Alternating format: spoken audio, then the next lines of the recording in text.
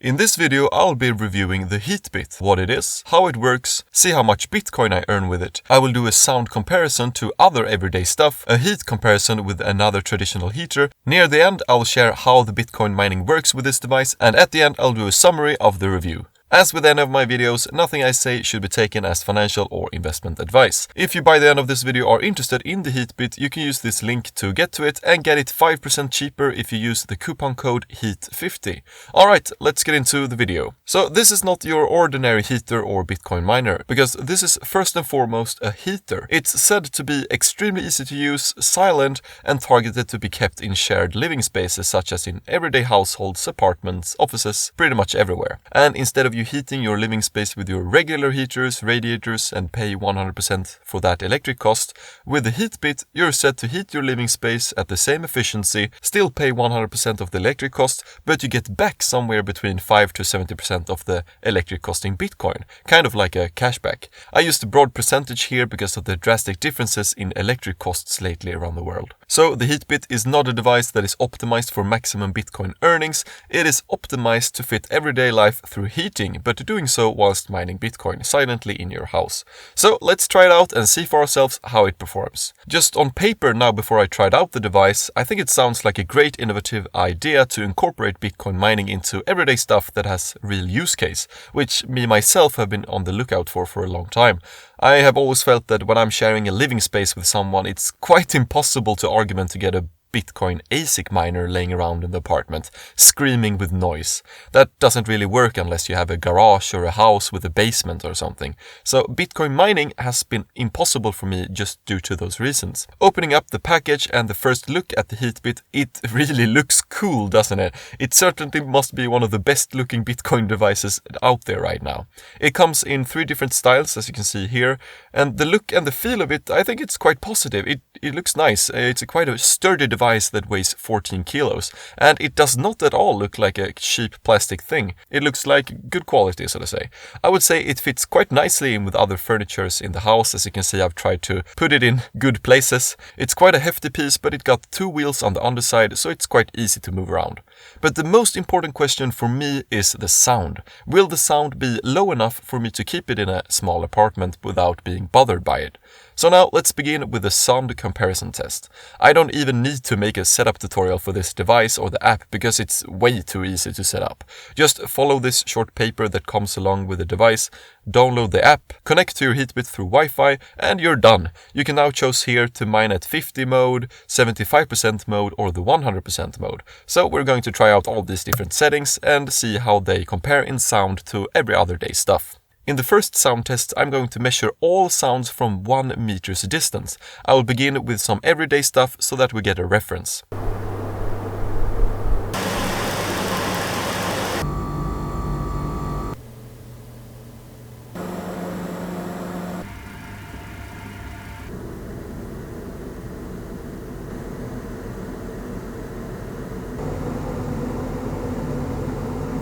Now I will show you the Heatbit sound at 100% mode from 1 meter, 3 meter and 5 meters distance.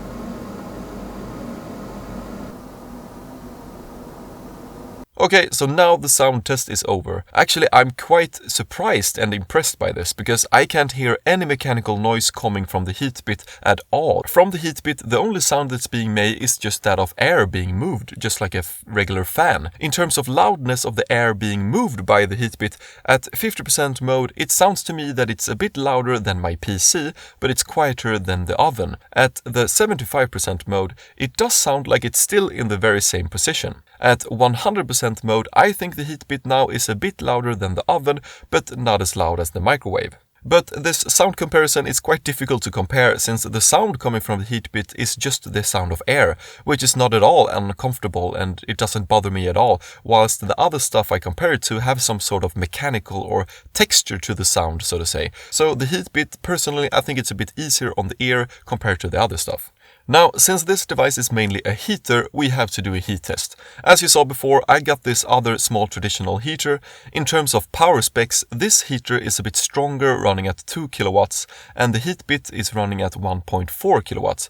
But let's see what happens in the heat test. I'm going to try out and heat up a small room, roughly 15 square meters, from 20.2 degrees to 24 degrees Celsius, using first the Heatbit and see how long time it takes. Then I'll wait a day and then do the same test again when the room is 20.2 degrees. And then I'll do it with the other heater, see how long time it takes to get to 24 degrees.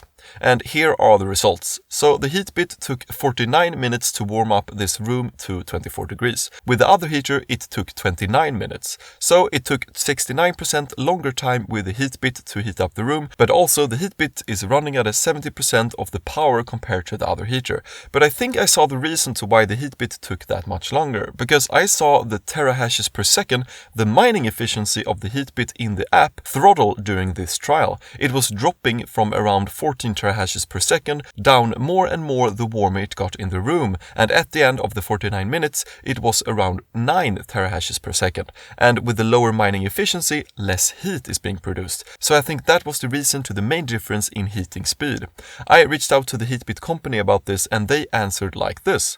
What you saw was likely a combination of the Heatbit dropping some power because the room got too hot to protect from overheating the chips, and auto-tuning at the same time. When the room got too hot, the Heatbit dropped the total power consumption by 25 watts, then started tuning for the best possible configuration to give max terahashes at that power. During this process, the power consumption and performance are substandard, hence only the 9 terahashes per second. And the auto-tuning process can last for 1 to 2 days. It should go back up to about 14 terahashes per second, even when the room is at 22 to 25 degrees. So it seems my heat test of only 49 minutes isn't perhaps enough to be measuring such a parameter. And according to the Heatbit company, having one of these devices in a room, the Heatbit will get acclimated to that room's environment in a day or so through auto-tuning to yield the best performance there, and will be able to reach the 14 terahashes per second, even if the room is between 22 to 25 degrees.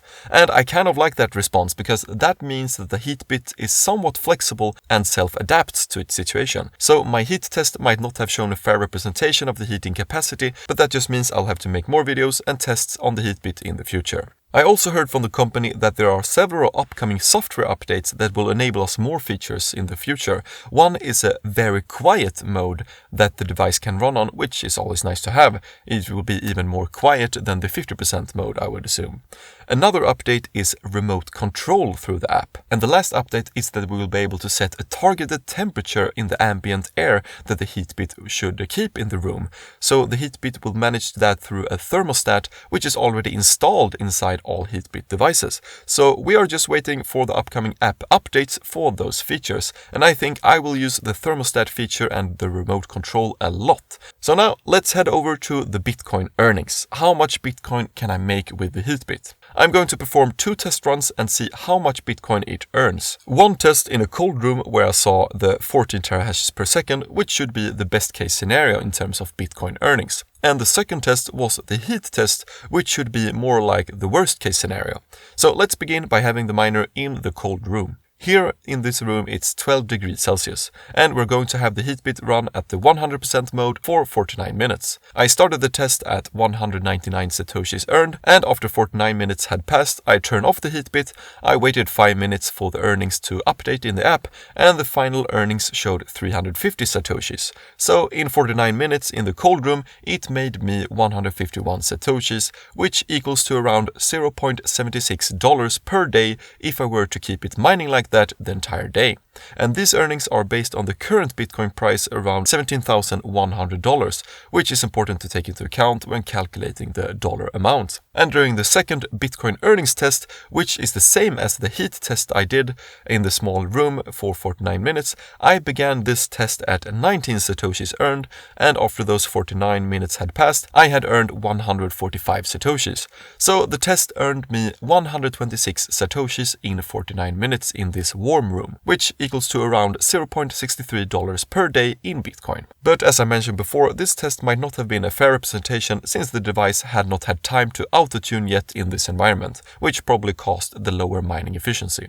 And when comparing the different terahashes per second, the mining efficiency I saw in the app during the test in the cold room and the warm room, the numbers and earnings does make sense. In the cold room test, the Heatbit maintained around 14 terahashes per second. In the warm room test, the Heatbit went gradually from 14 terahashes per second down to around 9 terahashes at the end of those 49 minutes. And the earnings showed a 83% amount in the warm room compared to the cold room. And to me, these numbers kind of make sense due to it was a gradual drop-off in terahashes during the 49-minute trial in the warm room and probably caused the lower earnings. So in a way, I'm glad we got to see this happen like this, because now we could verify the terahashes per second and compare it to two very different scenarios. So the terahashes per second data shown from the app seems to be about right about what will become of the earnings. So that was kind of good that we got to evaluate that. Now, what about the earnings if I were to use the 75% mode or the 50% mode? Does 75% mode generate 75% of the earnings?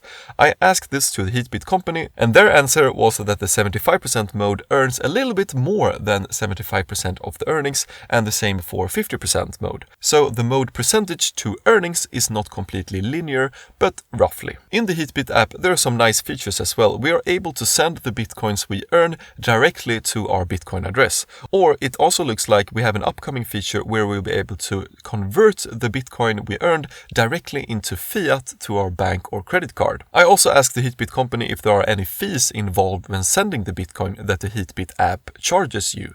Sending Bitcoin on the Bitcoin network of course costs a transaction fee like normal, but Heatbit responded that the company and the app are not charging us any fees when sending or mining the Bitcoin. The Heatbit mines Bitcoin through a mining pool called NiceHash, which is arguably one of the world's most well-known Bitcoin mining pools. The pool itself takes a small percentage of your hash power or earnings. I will leave a link below to where you can read more about how the pool works, but Heatbit, the company itself, does not charge you anything of your hash rate or your Bitcoin earnings. Now let's talk more about where in the world it would make sense to use this device, the Heatbit. The Heatbit seems to me to be mainly suited to make financial sense to those that are currently heating their living space using electric. For them, a Heatbit could make sense if you want some cash back in Bitcoin from the heating costs. If you, however, live in a place where you don't need heating or you have access to cheaper power sources for heat, such as natural gas or underground heating, then it does not really make financial sense to heat up your living space through a Heatbit. So the Heatbit, I assume, would target those who live in colder climates or those who have cold winters and rely on electric heat during those cold times to keep warm. Okay, so here is my summary. I very much do like that the device is marketed and sold mainly as a heater that mines Bitcoin, and that is exactly what it's doing. So the product is doing exactly what it's described to do. I am impressed by the sound level of the device. It would work perfectly fine to use in a living space or an office. Setting up the device and using the Heatbit was both extremely easy. It's probably one of the world's easiest ways to get into crypto currently and get some Bitcoin, and the Bitcoin earnings were actually better than I thought they would be. Now, if you think this was a fair and good review, let me know that in the comments what you think. And if you know some other crypto miners that you think I should review, let me know those as well. I hope we get to see more innovative stuff like this with devices, utility that are integrated into the blockchain space. That's really awesome to see, and I think it's very fun to use.